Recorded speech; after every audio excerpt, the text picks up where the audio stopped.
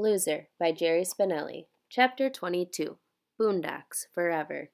The Yellows won big. Zinga finds this out the moment he arrives at school next day. All the Yellows are wearing gold medals around their necks. The medals are really made of plastic, but they look exactly like Olympic gold medals, and they hang from their necks on red, white, and blue ribbons. Gary Haben did great things at field day, and for the remaining days of the year he is king of the school.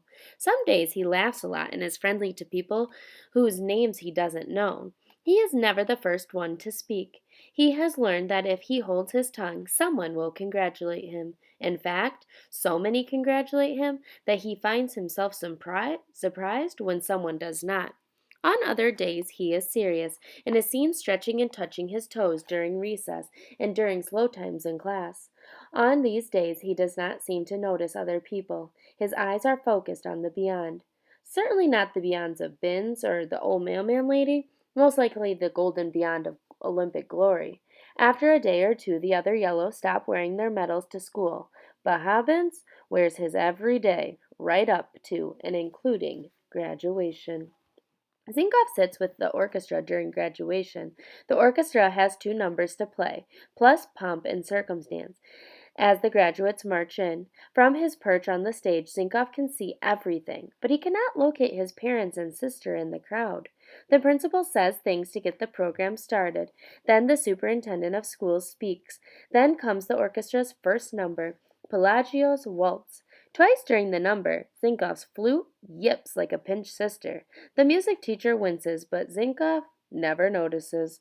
Then Katie Snelson receives a book for having the best grades. She stands at the podium and gives a speech. Everyone smiles and pays attention to her. Only the orchestra can see that she is grinding the toe of one shoe into the stage floor. Next comes the awards and special recognitions. There are winners galore for the best this, the best that, the most this, the most that, second best, third best. There are medals and citations and checks and handshakes and gift certificates and trophies, and for Bruce Domino, Principal's Award, a glass apple. It is during the giving of the awards that Zinkoff spots Mr. Yellowitz standing in the back. Mr. Yellowitz does not need to be there. He teaches fourth grade, and what does he care about graduating fifth graders? But there he is, Zinkoff's favorite teacher of all time, along with Miss Meeks and his end of the alphabet neighbor. And suddenly it hits Zinkoff. He's graduating. No more grade school. No more walking, being first there in the morning. Next year he'll ride the bus to middle school. No more staying in the same cozy classroom all day, all year. For the second time that spring, Zinkoff feels the tears coming. Graduation isn't even over yet, and he already misses John W. Satterfield Elementary. He misses the Boondocks and Field Day and Mrs. Biswell. He looks around. He loves everything and everybody. He wants to hug the walls. The last award is given, and it's time for the orchestra to play. You'll never walk alone. It's just about the hardest thing he's ever done. Play the flute and cry at the same time? The music teacher, he notices, seems to be crying too. He wonders how many of the original 2,160 days are left. He has never forgotten that number.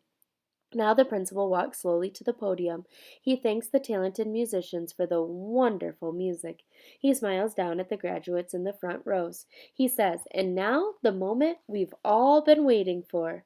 The graduates stand and head for the stage as the principal calls out the names.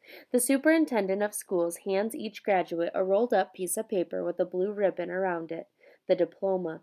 Most of the graduates grab for the diploma, but the superintendent holds it back and makes them shake his hand before forking it over. The calling of each name triggers a reaction in the audience. People run crouching down the aisles to snap pictures. Families, relatives, friends cheer the graduate. Some cheers are modest, a little hand clapping, a "Yeah, Sarah," a "Go get 'em, Nicky." Other families are more boisterous, leaping from their seats, arms waving, two-fingered whistles, moose calls, stomping the floor. It's hard not to make comparisons, hard not to notice who gets the loudest cheer, the longest, the most outrageous, the most camera flashes. It's like a last minute before you get out of here final test. Zinkoff tries not to look at it that way. He knows that some families are simply not as loud as others, and that it doesn't mean they love their graduate any less. So it will be with his own family. His father is not a whisper, nor his mother a stomper. Still, he can't help thinking it must be nice to have somebody go bonkers over you. That is, assuming you have somebody there to begin with, which he isn't assuming anymore because he still hasn't located his parents out there. Maybe Clunker 7 broke down, and it's getting to the point where he'll be thankful for just a peep. Because he's thinking of these things and searching the fields of faces, he fails to hear his own name called. And last but not least, Donald Zinkoff. The principal waits. The superintendent waits. The principal looks around as if Zinkoff might be up in the air somewhere. He says it again, this time with a question mark. Donald Zinkoff? Zinkoff snaps too. He jumps up, lurches for the principal, catches his foot in the chair of the clarinetist beside him, and goes sprawling to the floor. A flute goes clattering. The audience explodes with laughter. He doesn't blame them.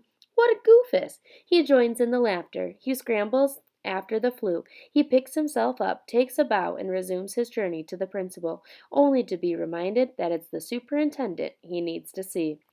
By now it is quiet again, and again he is hoping, wondering. The tabletop that had held the stack of diplomas is bare. The last one is the superintendent's hand. Boondocks, forever. Zinkoff reaches for it, but receives instead the superintendent's huge warm paw.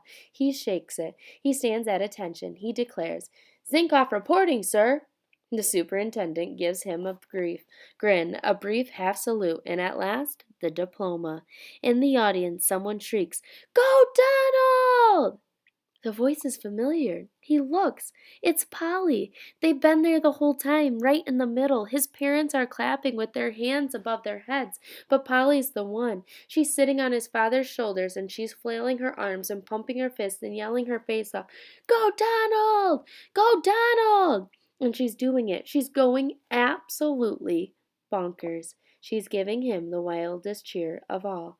And in the very back of the auditorium, standing against the wall, Mr. Yellowitz smiles and sends him 2 thumbs up.